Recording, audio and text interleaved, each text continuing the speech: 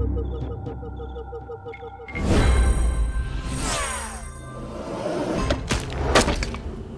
man, why'd you have to do that?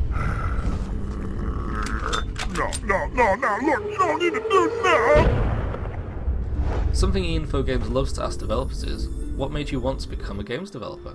Oh god, I've been making games for 25 years now, professionally, but I've been doing it for a hobby for 28 years, since secondary school.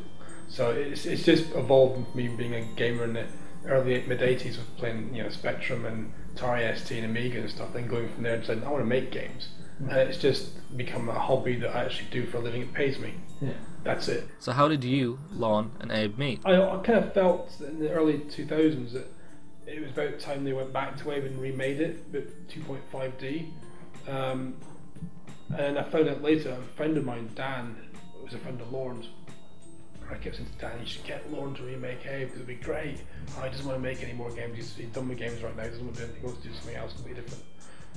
And then at Game Developers Conference in March 2009, I was literally sat down speaking to Dan, and Lorne walked by and said, hey Dan! And then he said, oh, Lorne, Stewart, Lorne. And that was it. Shake his hand and watch it for a week, Long and short of it is, in April 2010, they wanted some help with Stranger's Wrath on the PC because the developer was doing it for them, let them down. We said we'd give it a bash, and that's where it's all started. Really, it's a year-long accidental courtship and friendship building thing, and it went from there. Really, so it's come out of that. What has it been like working with the creator of Oddworld Inhabitants? See, that's a question. If you'd asked me 3.5 years ago, we'd been like, yeah. But now it's fine. We got on really well. We're good friends as well as colleagues. Speak to each other, email each other every couple of days or so. It's normal to me. When I go across the States, I stay at their house. There's nothing like you and Lauren landing anymore. Yeah. That bit's gone now. Has there been any time when Lon spent an entire conversation in Oddworld character's voice? Oh god, I was about to say no, but there was once actually, but it's a really short conversation, so I don't know if that classes or not. But yeah, the voices, he'll do them when people ask for them. I think when Lauren knows he has to do them, he will go and do them. But he won't sit like a, hey, hello, and just start talking to you in some kind of weird Abe speak or whatever else, You got to really hit with a stick to some degree to get it out of him. From looking back on the franchise, what is one of the most appealing aspects of Oddworld to you? If you strip away the characters and the story and Oddworld from Abe's Odyssey, you've got a generic platform game. There's nothing special about the platform game. It's about how those characters work together, the voices they have, their story. And I think that is what Oddworld is. It's not necessarily about the game itself, the mechanic, it's literally about the environmental messages and the characterization from this place called Oddworld. So far, we've only seen really one continent of Oddworld planet, and there's another 7 continents which we could explore. So there's things there. And that's the nice thing about creating an entire new world. When you have games which have these fancy worlds, you will get continuous sequels. For example, Ratchet and Clank. They've got their own universe, and they've got a sequel. What has working with the PlayStation Vita been like for you and your team so far? It's so much easier to work with.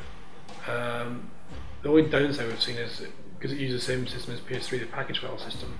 When we're doing tests, we have to wait 12 minutes or so for it to install the package. It's like, oh please, come on. But that apart from that, everything else would be brilliant. It's fairly easy to work with. So we've got a very small team on it. It doesn't need to be massive teams on these things.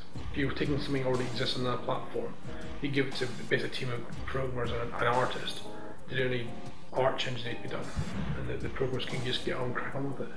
It's been good from that point of view. Nice and simple. What have you enjoyed playing on the Vita the most, apart from Stranger's Wrath? Uncharted. I'm a PlayStation fanboy, but my Vita's still been sat there. I've played Uncharted, I've finished Uncharted. Assassin's Creed 3 next week, so next weekend's gone. That's it. There's no weekend. Kids, 6-year-old's gone off to his bedroom, locked in. That's it. Not coming out. Mum and Dad are playing PlayStation all weekend. Has it been tough squishing all that content onto the handheld? No, it's really not. The biggest thing And the best thing we did was we decided to switch from using Link Video to the built-in MPEG-4 stuff. And it's been great, you know, it's allowed us to quarter the size of the data for movies. I mean, the original data movies were like 1.6 gigs, they're now 400 megs for everything. You know, the only thing we did do, and it's more just to try and keep the size down in general, we dropped the extras movies. PS3 version, we've got 5 extra movies we unlock as you play the game. So replace those with just other pieces of concept art. Yeah.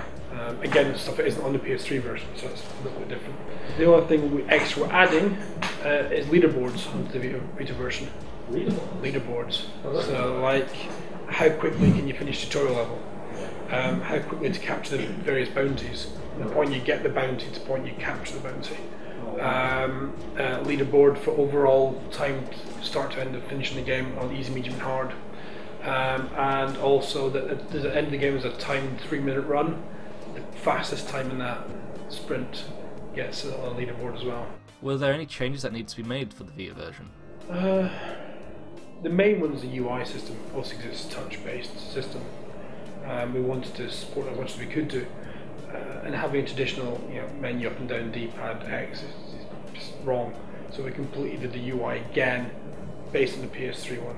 And it's fully touchscreen, slider bars for volume and stuff, things like that, and brightness and gamma. We use the touch panel in the back a bit as well. I mean, a quick run over of the controls of the Vita. Double tap the front screen to change first person, third person.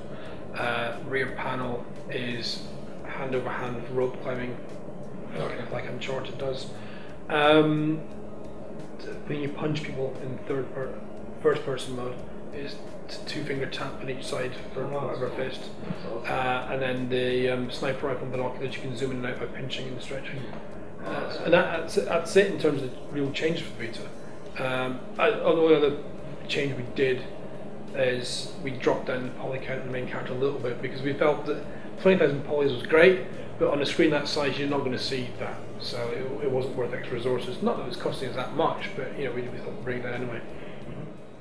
Where do you plan to take Oddworld next? Obviously working on Abe's Odyssey New and Tasty, which will be out holiday season next year. Which is awesome.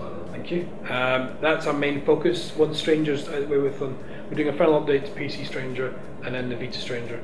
I think that might be as done with Stranger at that point. Munch's Odyssey HD, again, that's literally going to PS3 submission in about 6 to 7 days. It's in final QA right now, and if that goes swimmingly, it'll go straight to Sony. The Vita version is probably 2-3 weeks behind that, possibly. And then that's us. We're free from everything until, you know, we can talk about new stuff next year and more with New and Tasty. Is there any possibility that the Hand of Odd game may get resurrected? Oh yeah, completely. I mean, I made a mistake at Game City Nights April, May last year, saying we're going back to Hand of Odd, and thinking, actually, are we? No, we are. We're going to go something and do something with it. What we're going to do with it, we don't know yet. It won't be exactly the same as original design, which was a Command and Conquer clone, basically. So one of the things was to go down the route of maybe doing on a tablet machine and have used your direct touch, almost as your traditional mouse drag with the screens. But we'll see. Yeah, I mean, we've had some crazy ideas floating around, from an augmented reality game on Vita through to, you know, a Farmville, Oddville on Facebook, which, you know, we won't. No, not happening. You know, so we've had everything in between, but we do know we want to go back to it again, because some of the things in the story for that were just superb. You know, tree huggers against the tree muggers. Yeah, it's just genius. When can PlayStation Vita owners get their hands on Stranger's Wrath? As I said earlier, we are literally finishing up now. It's due for our last QA round in the next, well, over a week on Monday, and then it'll be there for a week. Then it'll go to Sony QA. Sony QA, you have 10 days minimum submission time. If it passes first time, we have to wait 3 weeks before we can actually release in the store because of Sony's regulations. So, you know, 6 weeks from now. Finally, if you could have a job at Rupture Farms, what would it be? Oh, it'd be my luck, without a doubt. Yeah. Just waiting with the trapdoor. Yeah. Cool. That's excellent. Well, thank you. That was brilliant. No problem. I hope you enjoyed it. Thank you. Excellent. Cheers.